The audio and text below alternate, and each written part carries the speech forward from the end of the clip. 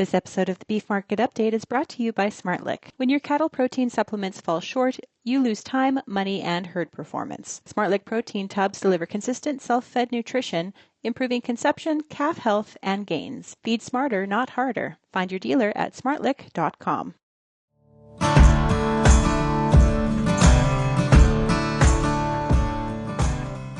Let's get to the Beef Market Update with Ann Wasko, the Gateway Livestock Exchange. Ann, how are we doing? I am doing great, Sean. That's good. That's good. Well, it's we're very much into the mid part here of October, and I'm out of ways to describe the market action and direction that we have seen in the cattle markets.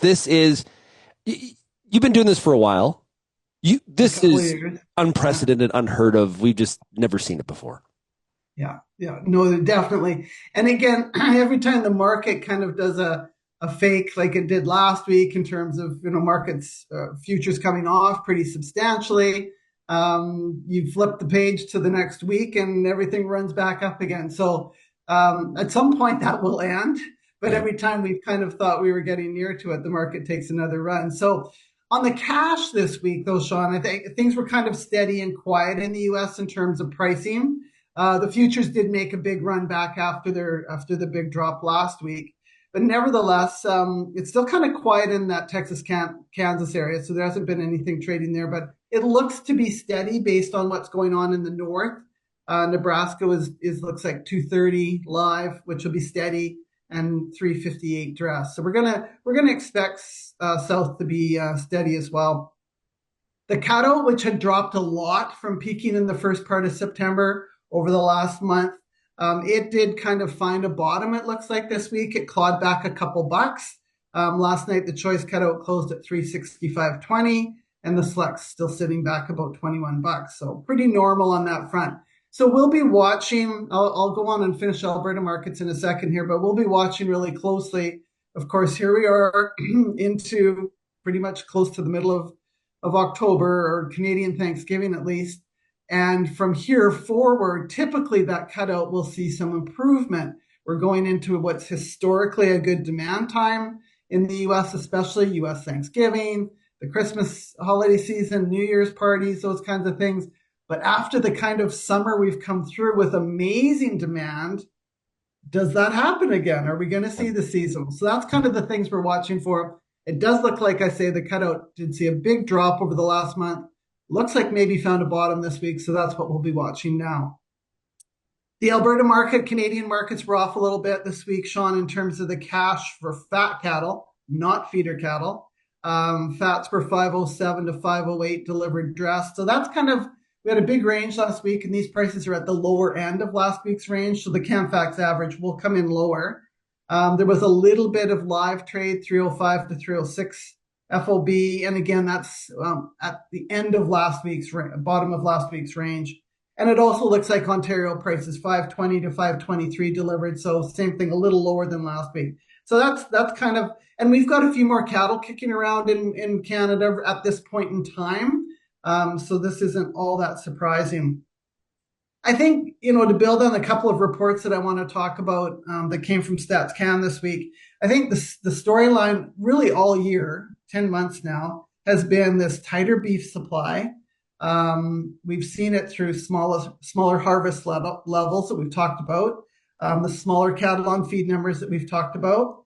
That means smaller beef exports. And year-to-date Canada, we're sitting down 4%.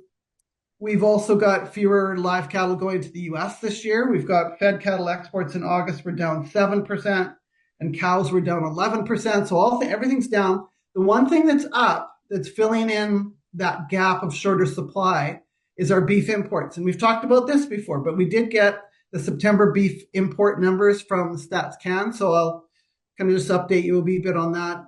In September, we were up 14%. So year to date, we're still sitting up 18%. And it's not North American trade. From the U.S., we're down 5%. Less coming there. It's coming from Australia, New Zealand, and even Paraguay is getting into the market, which we haven't usually brought beef in from Paraguay. So that's kind of more of a ground beef, or what is that? Absolutely. Okay. Yeah. Lean trim, things to blend with our domestic trim to make those hamburgers, those patties, processed meats. Definitely that's what's coming in. Definitely. And that's what we're the most short of. I know that sounds strange sometimes for producers to hear, but when our cow kill's down this much, we simply don't have enough, quote, hamburger beef for what consumers demand in Canada, which is a good thing. We We don't want to be want grinding up tenderloin to feed the ground beef market. We want that extra value on those cuts, and let's import the lower value stuff.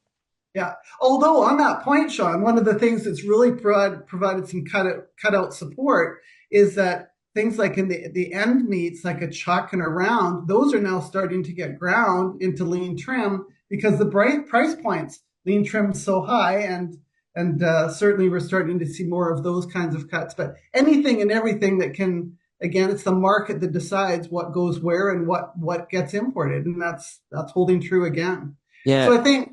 Yeah, so that's kind of what's filling the gap, if you will. How we've focused a lot about the rancher and the strong prices. What's life like right now for the feed yard trying to place these cattle besides trying to find their best friend, the banker, to increase the operating line because you just need a lot more money to fill that feed yard? Yeah, no, these are difficult times and especially this one. I want to talk about cattle cycles and past cycles, but certainly this one, as you said off the top, is far from normal in terms of where we've seen cow calf prices go in terms of calf and feeder cattle pricing.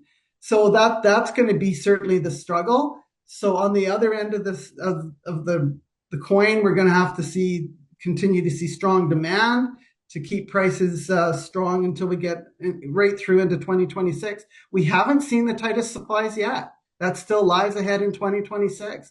Wow. And a lot depends on exactly because we really haven't started to, increase any kind of numbers in the US or Canada in terms of heifer retention. So a big question mark still lies around that Mexican border. That was the big surprise for 2025, removing about 1 million head from the US system. So that's part of the the reason why the bullish market got so much more bullish than we were expecting. Okay, so that's the feed yard. I understand. Like what the packer caught between the feed yard and the grocer, and what's life like there? Well, let's talk a little bit because one of the other reports that came in, Sean, was from StatsCan, was the August retail beef price. Oh yeah. So we've seen these prices keep marching higher all the way through the system, right from that beef level up that the consumer sees at retail, right on through the chain. So when they came out with their prices for August, we did see the beef market actually drop a wee bit from July. I know people are going to say I didn't see that, but anyways, that's what StatsCan's saying, just a wee bit. Nevertheless, August prices are 10% higher than last August at the counter nationally in Canada. Pork prices in August were up 11% from July, so a big jump in pork prices. This is, again, retail prices. And now they're 17% higher than they were a year ago. So again, some big strength there. Chicken prices were flat here in Canada from August compared to July, but compared to a year ago, they're up 11%. And when you go through and look at the year-over-year price increases, it's across the board on everything. So far, this year, packers saw some times of some very good margins. When the cutout dropped off in the last month, margins dropped back off $100 to $100 in the red, roughly. So it's going to be an ebb and flow, but there's different times in the cattle cycle where different parts of the segment make money and lose money. And so that's what I expect. It isn't all going to be roses for sure.